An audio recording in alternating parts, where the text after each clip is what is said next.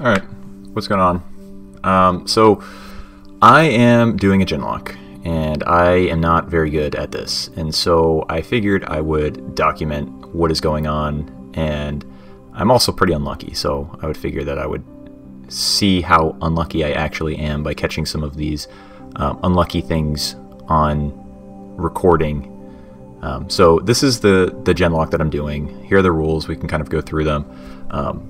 So for the first one, the typical rules: any Pokemon that faints must be boxed permanently and is considered dead for the rest of the run. Pretty standard. Only that you can only catch the first Pokemon on each route.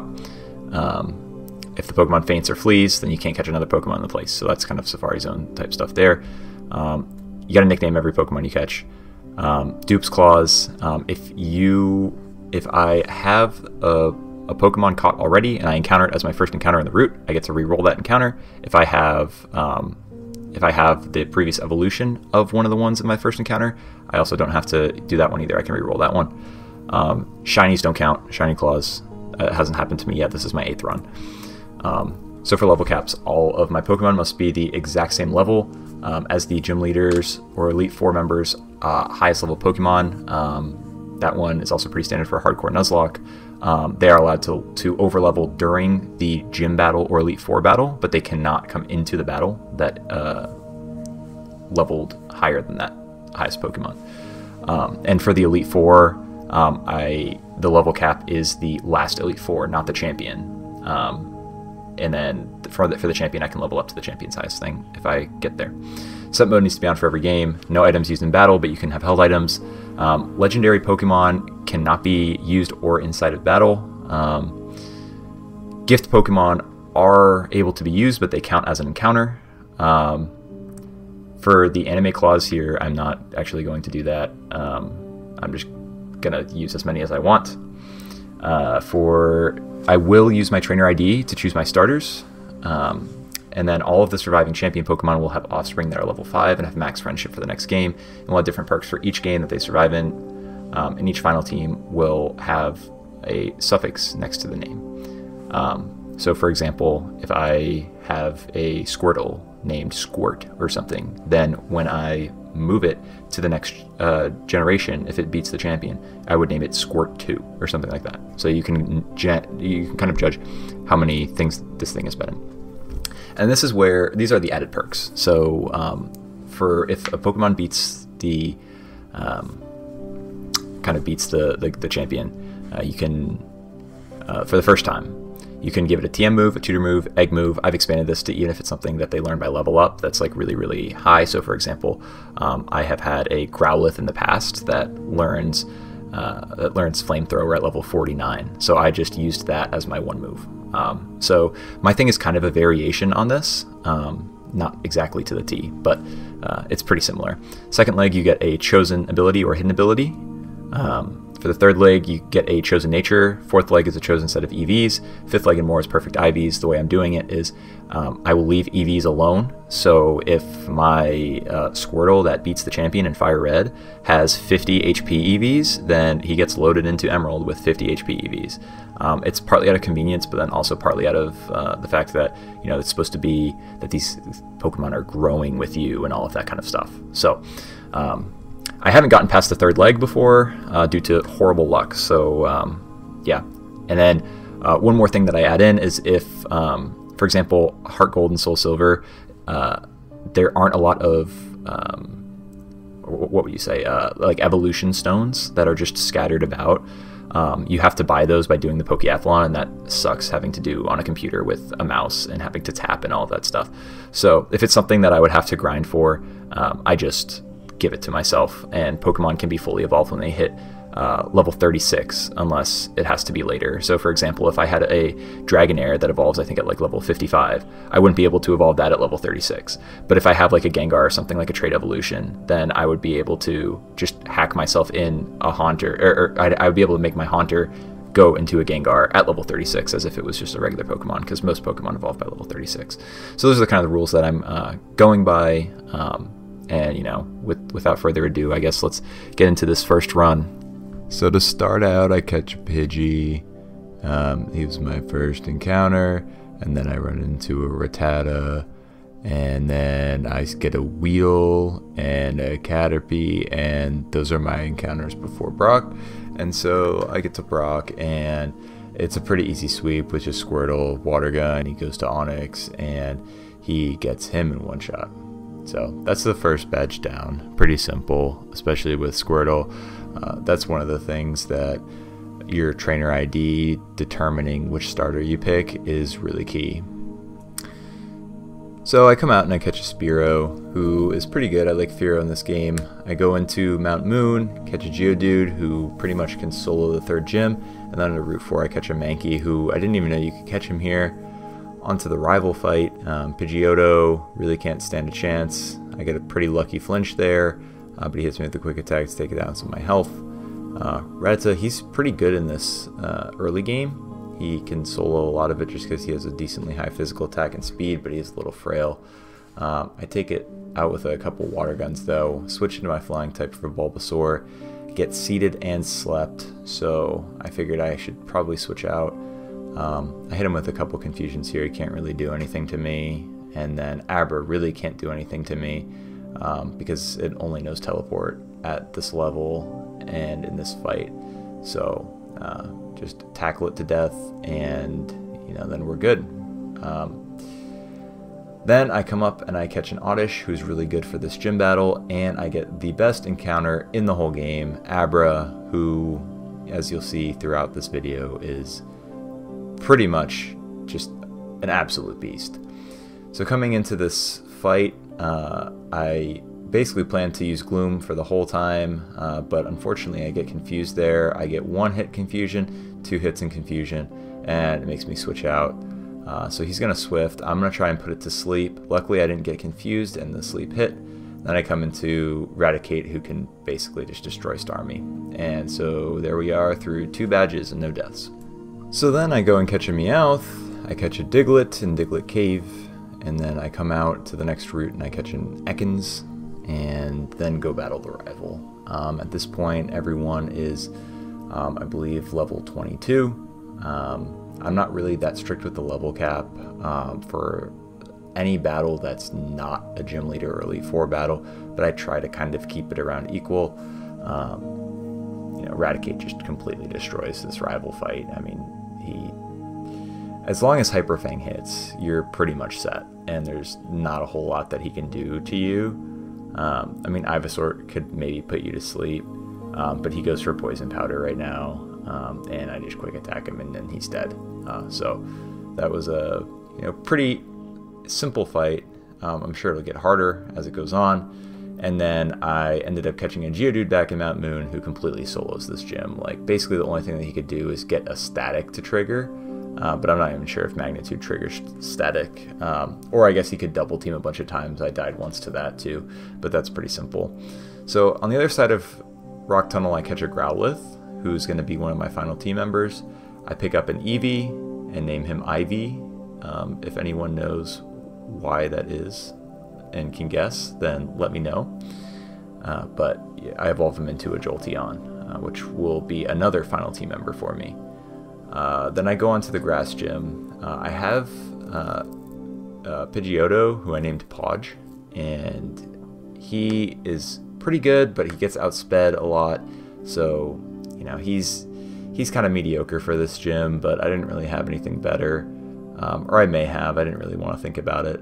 But I decided to switch out here just because he's getting a little low on health, and I'm not sure if Fly is going to one-shot, just because of the fact that Pidgeotto is not really known for its attack, and Tangela has usually pretty decent defenses. Its special defense is pretty bad though, which is why I went with Ember here. I get poisoned. She goes for a Hyper Potion.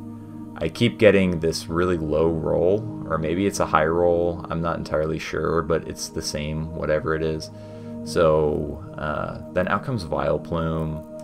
I try to Ember, but it's really not doing too much, and I get the defense drop there, and I'm poisoned, so I kind of have to switch out.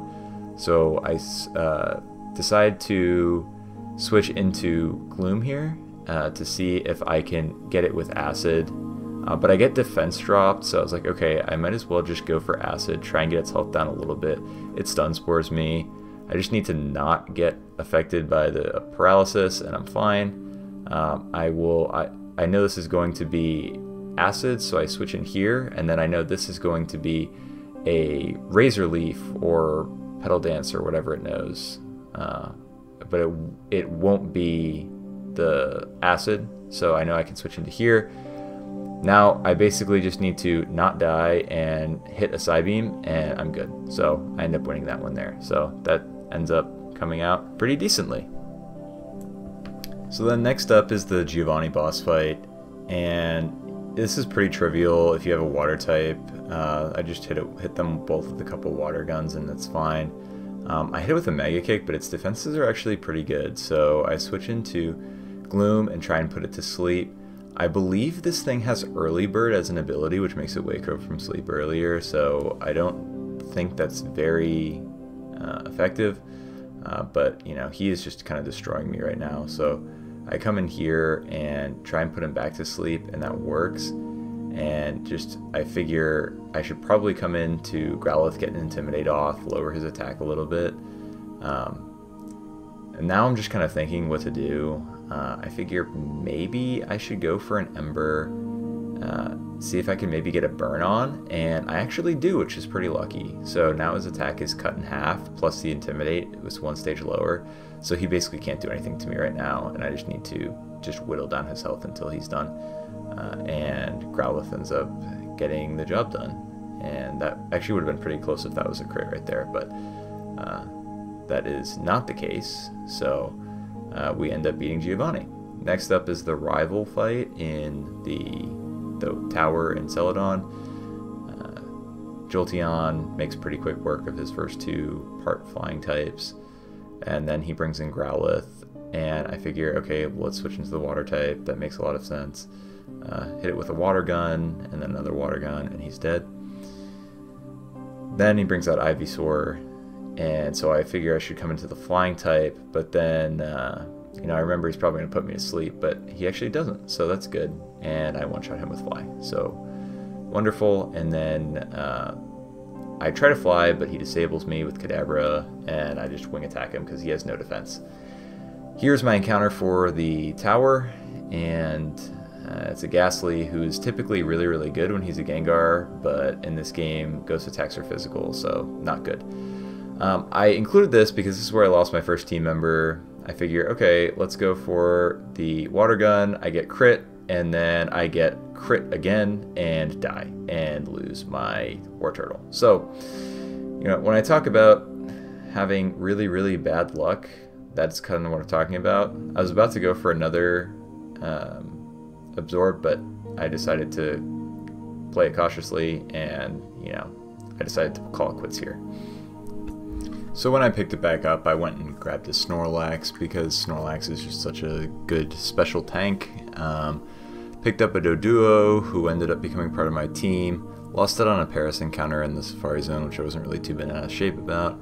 And then it was time for Koga. Alakazam is just a complete beast here. You have to kind of play it careful with the level caps, because the level caps for Koga and for Sabrina are actually the same level, and you have to do Silph-Co in between. So you have to be like really underleveled for here, but because of the fact that I had Alakazam, it didn't really matter if I was underleveled. In fact, as you can see by the PP usage, I didn't even heal up before this. I literally just waltzed through the trainers, killed them all with Alakazam, and then, you know, just destroyed with Psychic going all the way through.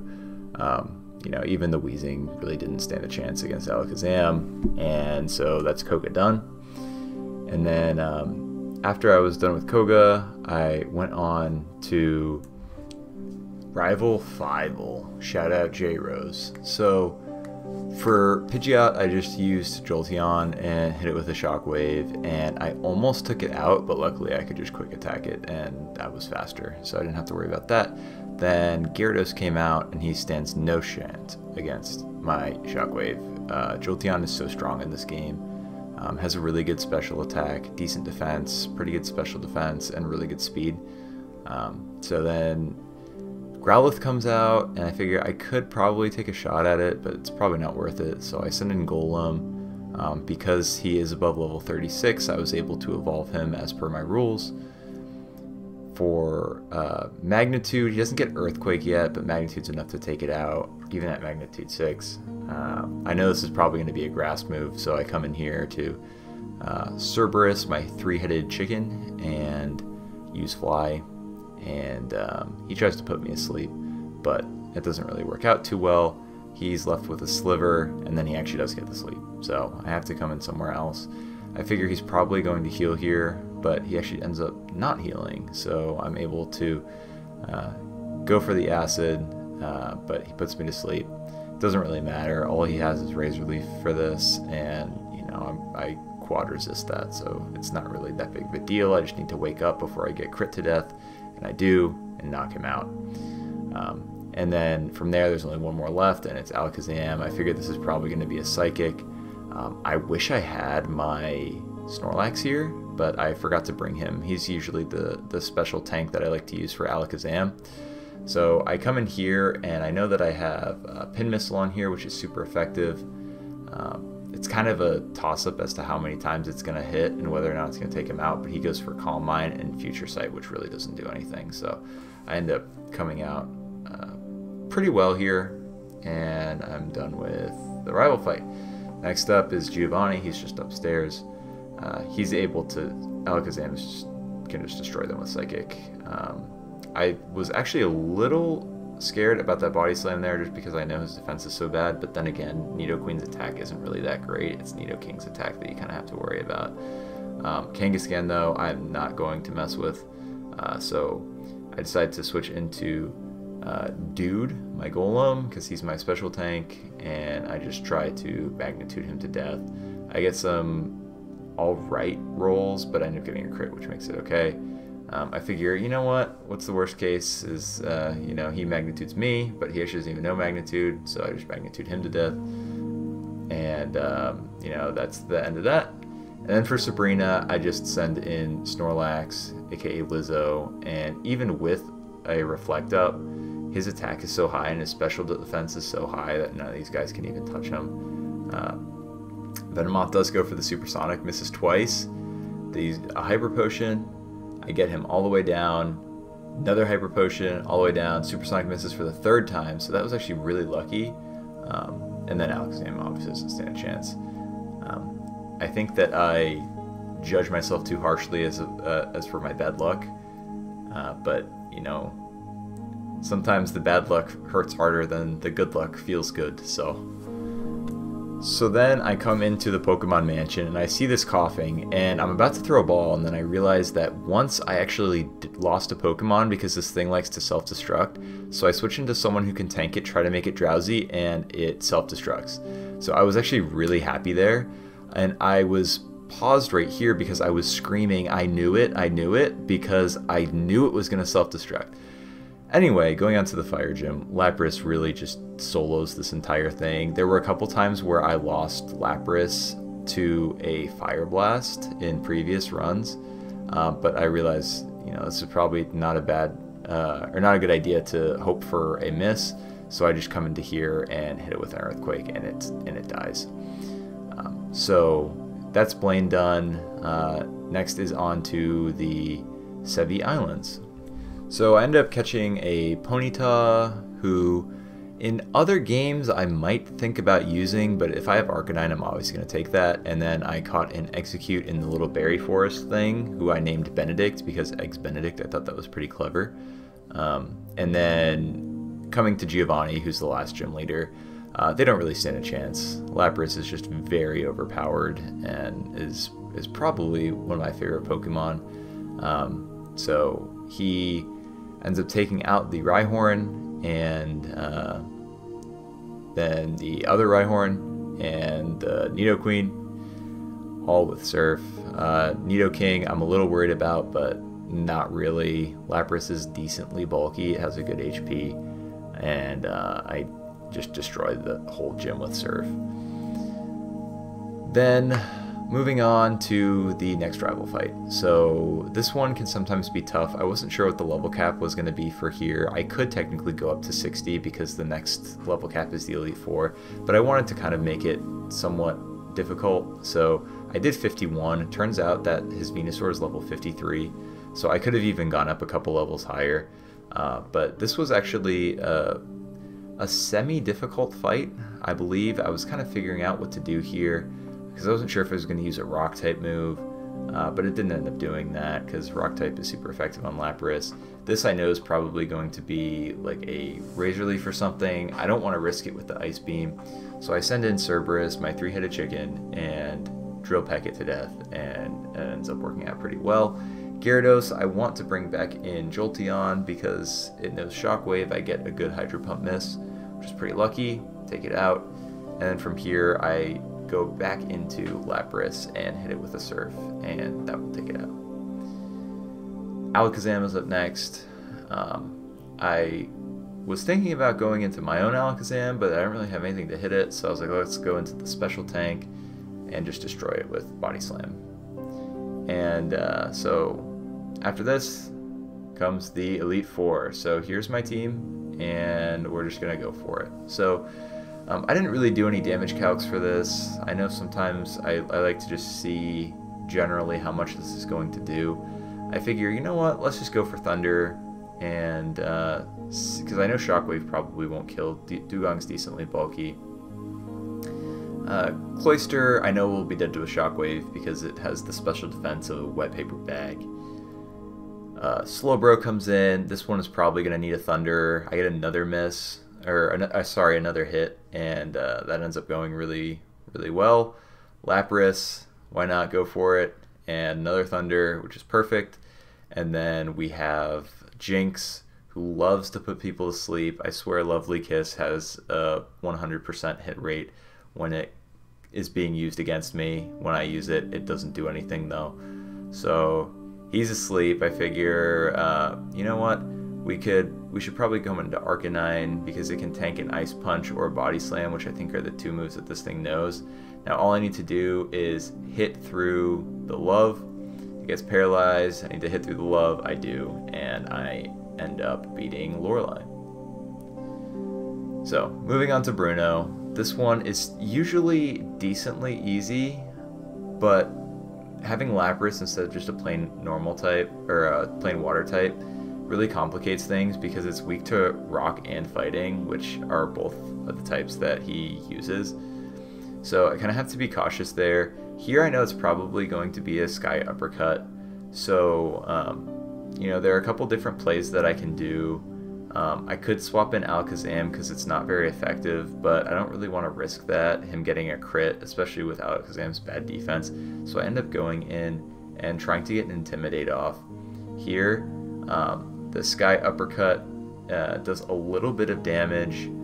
I kind of have to play it cautiously here. It gets burnt, which ends up going really, really well for me.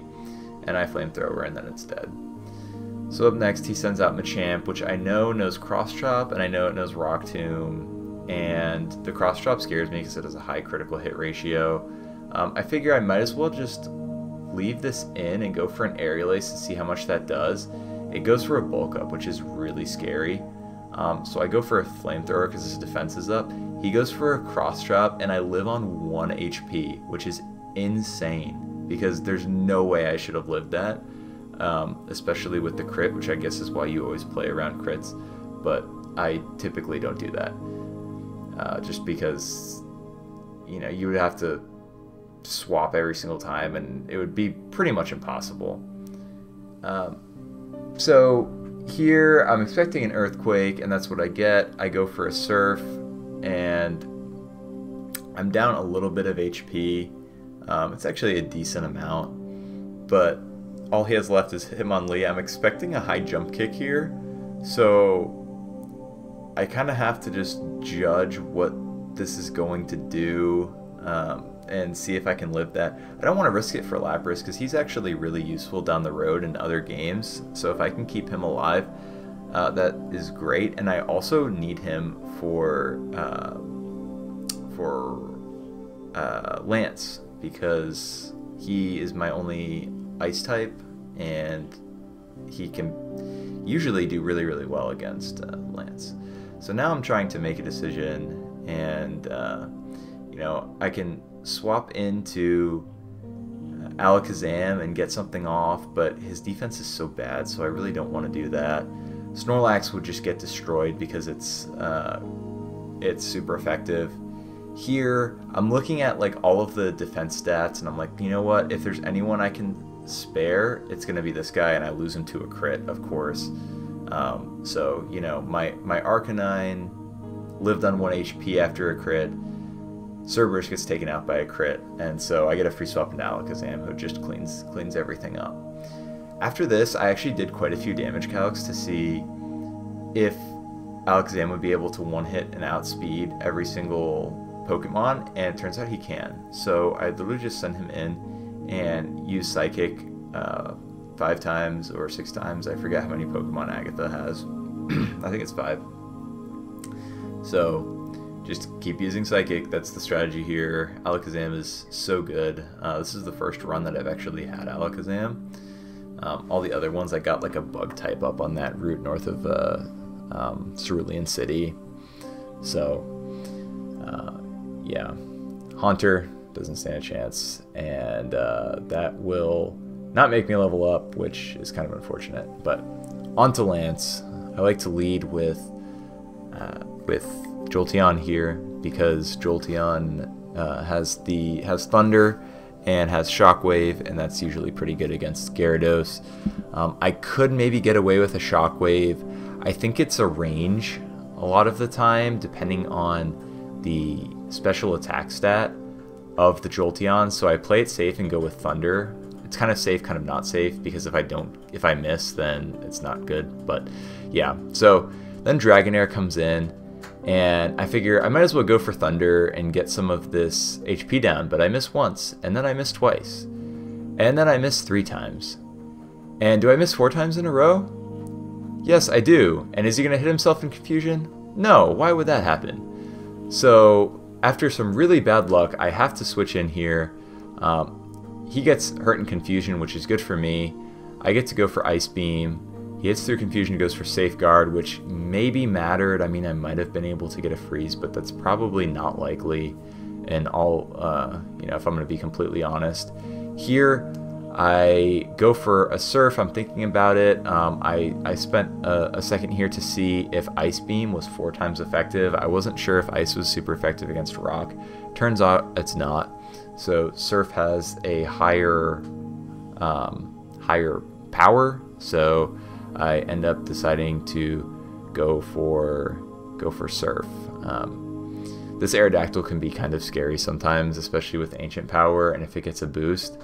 This time, luckily, it did not get a boost on that one, and I just have to survive one more Ancient Power.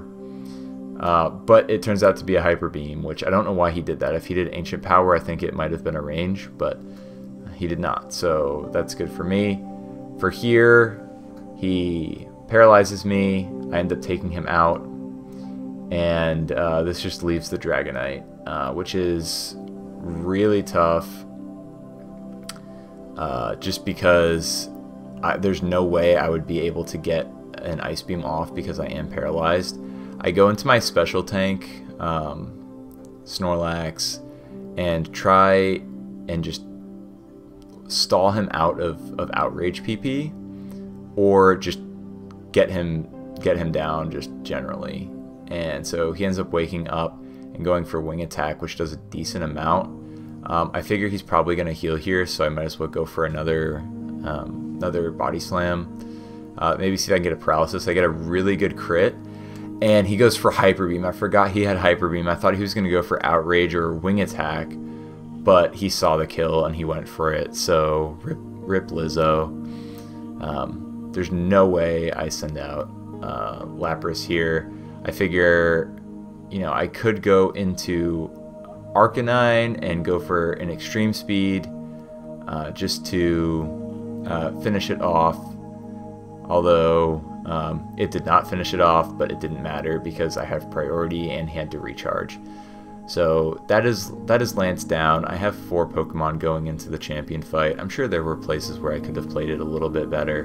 But yeah, we are down our special tank, who was basically tailor-made to counter his Alakazam. and we're down our flying type, which isn't too big of a deal.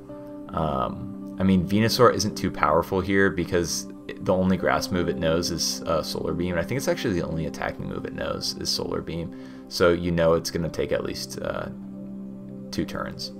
So I Ice Beam and get rid of the Pidgeot and use Surf to get rid of the Rhydon. And then here comes Venusaur. And I know here that I can at least get off 1 Ice Beam because it'll take 2 turns to hit me because of Solar Beam. So here it goes trying to go for Solar Beam, but I just take it out because, you know, that is that. And then from here, I'm not exactly sure who was going to come in. I was thinking Exeggutor, but then I realized he didn't have one because he has Venusaur instead. Alakazam comes in, and I'm trying to figure out what I want to do here. Just because I don't have Snorlax, I go for the Body Slam. For some reason, I don't know why his defense was so high here. Like, normally that would have just destroyed him with Body Slam because his defenses are so weak. So he must have had a Reflect Up that I missed. But yeah, I get paralyzed and can't do anything about that. I come in here to tank the Psychic. I don't really know what I was doing, but you know, I decided to end up swapping into I believe not Arcanine, into Jolteon? No, into Arcanine. And just try and go for Extreme Speed because it is a physical attack, and you know, all I have to do is hit 1 more and I am good. And so there's 2 more Pokemon left. I have to kind of get into Jolteon here. That's why I didn't go into Jolteon for the Alakazam, because I knew I needed to be able to swap into something from Gyarados. Here I'm checking if he would possibly be able to have Water Absorb to eat the Hydro Pump, but he had Shell Armor instead, which protects against crits, so I can't be too upset.